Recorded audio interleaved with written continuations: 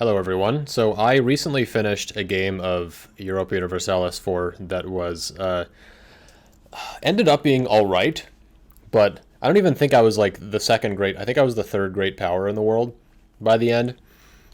And it occurred to me that it was actually like, despite the fact that I did so poor, I started off as a decent country as well. Despite the fact that I did so poorly, I ended up actually kind of having fun in a way that I feel like doesn't get talked about that much in this game.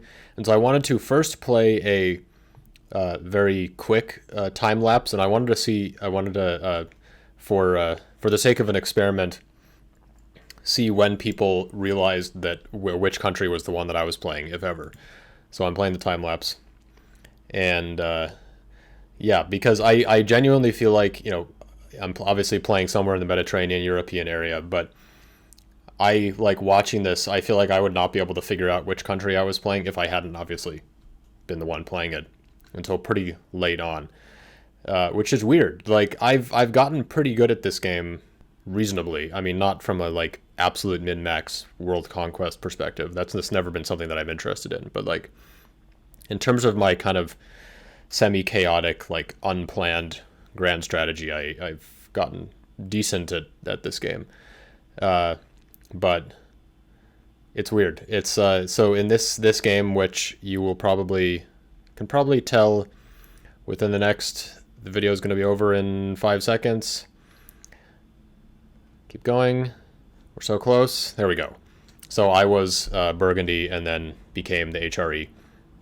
And now here I'm going to play a time lapse from the slower time lapse, so there's a background for what I'm talking about in the video. So I was playing as Burgundy, started as Burgundy. I've never played as them before. I've been wanting to play a game as them since Emperor came out in 2020, particularly in order to form Lotharingia, which is just a historical entity that I'm interested in. Lotharingia or Lotharingia for those of you who don't know, or Lothringen, I think in German, was the like middle kingdom once Charlemagne's Holy Roman Empire split into the three kingdoms: West Francia, East Francia, and Lotharingia, after the death of Charlemagne's son Louis the Pious, I think.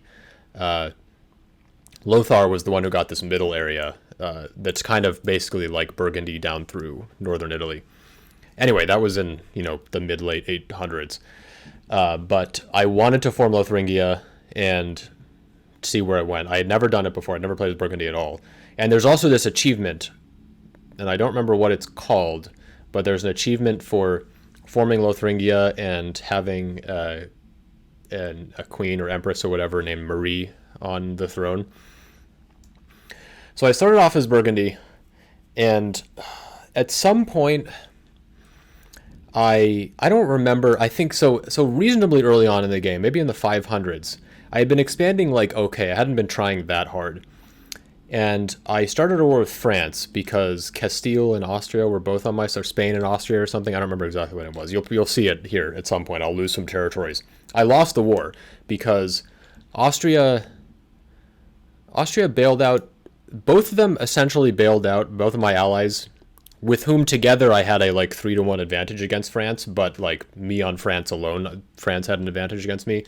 Both of my allies basically bailed out as soon as they could get a white peace. Was it the Commonwealth? It was either the Commonwealth or Austria. One of them, they were having internal, or maybe it was Denmark, something. They were having internal problems, so fine. I think it was Denmark and Spain. But Spain just like bailed for no reason. Like I genuinely took I think minus 100 war score hit, and France just took back a bunch of territories. And I gave up for like a month and a half.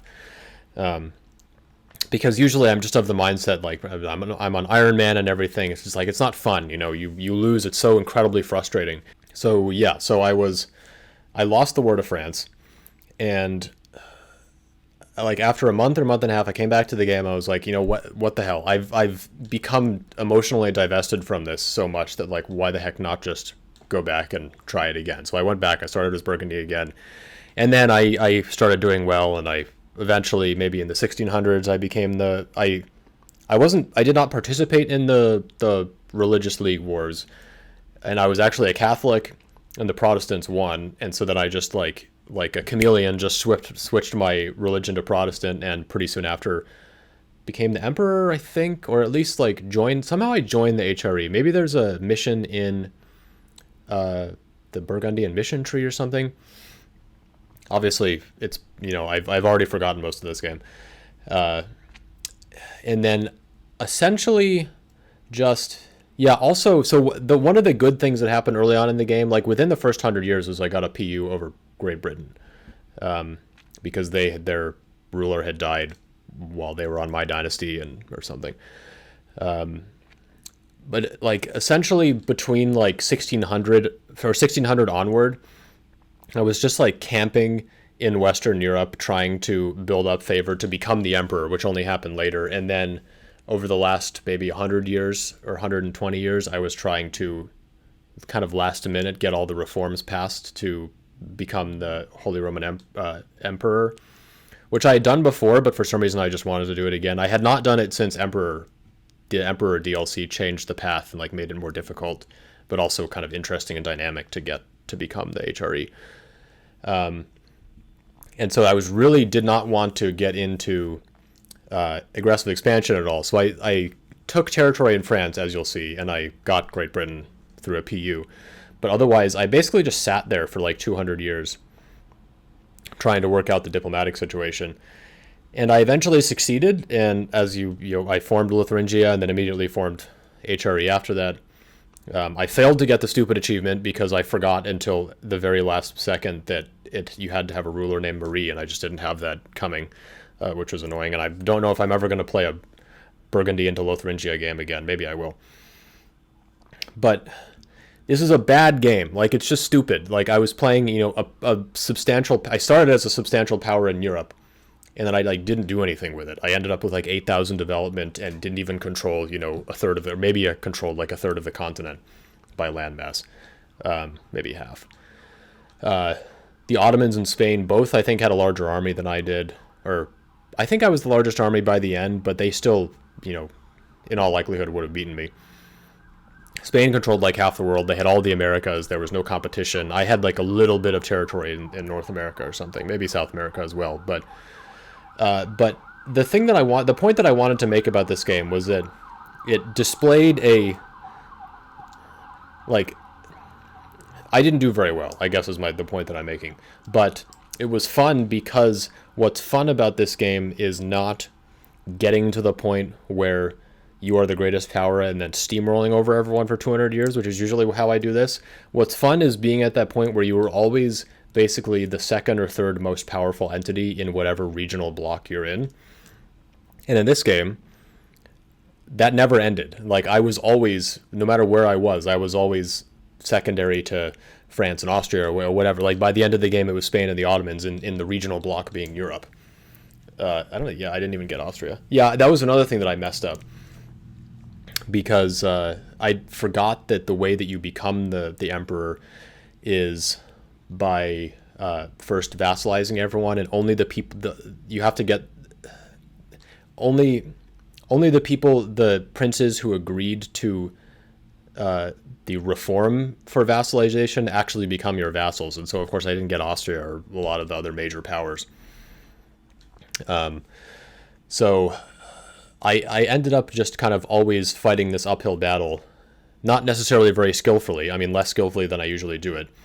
But it was fun because I was always working in these kind of constraints of the game. Because the issue with EU4, as we all, I think, know, other than maybe the World Conquestors, is that the game is fun, and this is just true of games generally, is games are fun when you are kind of working within their rules. If there are no rules to a game, then it's not fun because you can just do anything you want. And that's precisely what happens in EU once you're the largest power. You just kind of roll over everyone. And obviously the World Conquestors would say there are still rules, and there are, but it's not fun when you're fighting against the game itself rather than the other entities in the game. And this game, as I said, never had that. And so it was a very frustrating game. I wouldn't really want to replicate this, but it was really cool to always have to be kind of finagling things rather than just pressing buttons and stomping on people and getting rid of problems that way.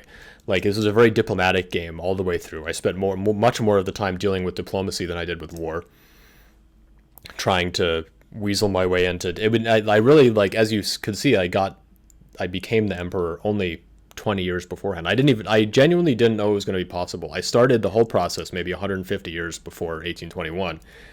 And until the late 18th century, I didn't actually know whether I was going to be able to get it in time or not. Now, it turned out that because of the different benefits from passing the reforms, the imperial authority started compounding such that I got it with a reasonable amount of time left, but still not that much.